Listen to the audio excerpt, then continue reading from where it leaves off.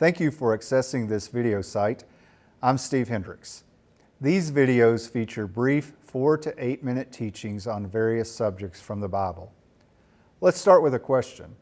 How does a person become righteous before God? The Bible answers this question very clearly and very differently than any other religion. It is answered in the life of Abraham. In Genesis, God has given Abraham as the model for how all people are made righteous. In Genesis 12, 1-3, God made a covenant with Abraham. And then in Genesis 15:6, it is recorded that Abraham believed what was promised, and in this covenant and for his faith, God declared him righteous. So faith then was the principle that brought Abraham into a righteous standing before God. And this occurred 430 years before the law was given at Sinai, and well before Abraham was circumcised. What was it about that covenant that Abraham could simply believe what God promised? And because of that belief, God declared him righteous.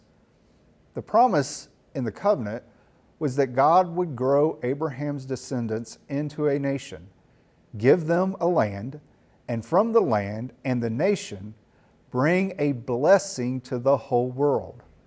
This coming blessing would reverse the curse of sin described in the previous 11 chapters of Genesis. The curse would be replaced by a blessing.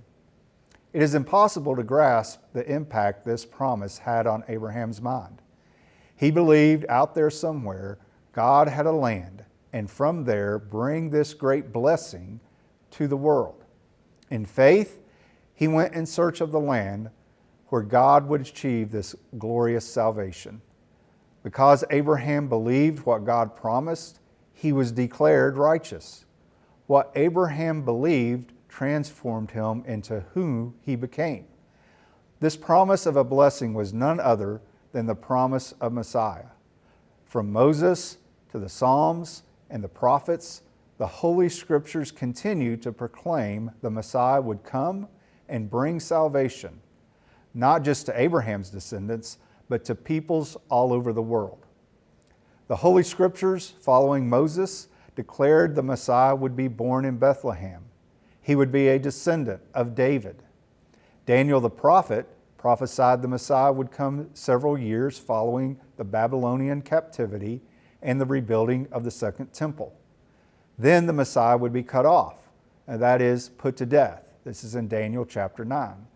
Isaiah also prophesied the Messiah would be cut off, put to death, but would resurrect. That's in Isaiah chapter 53. Through the sacrifice of his death, sin would be atoned for, 53 verse 10. Daniel said after the Messiah was cut off, the Second Temple would be destroyed. This occurred in 70 AD, shortly following Messiah's death and resurrection. With the Messiah's sacrifice for sin, there no longer would be the need for the temple and the animal sacrifices. The prophet Malachi prophesied that the messenger who would fulfill the Abrahamic covenant would be preceded by a prophet who would prepare the way for his coming, in chapters 1 and 4. This was fulfilled by the ministry of the prophet John the Baptizer, who impacted the nation of Israel with his preaching just prior to Jesus' arrival. It's in Matthew chapter 3.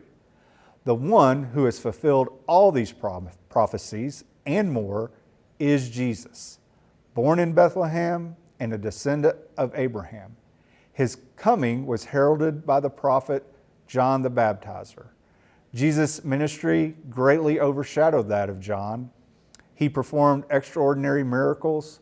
Early in his ministry, he prophesied he would be lifted up as Moses lifted up the serpent in the wilderness. That is, he would be put to death.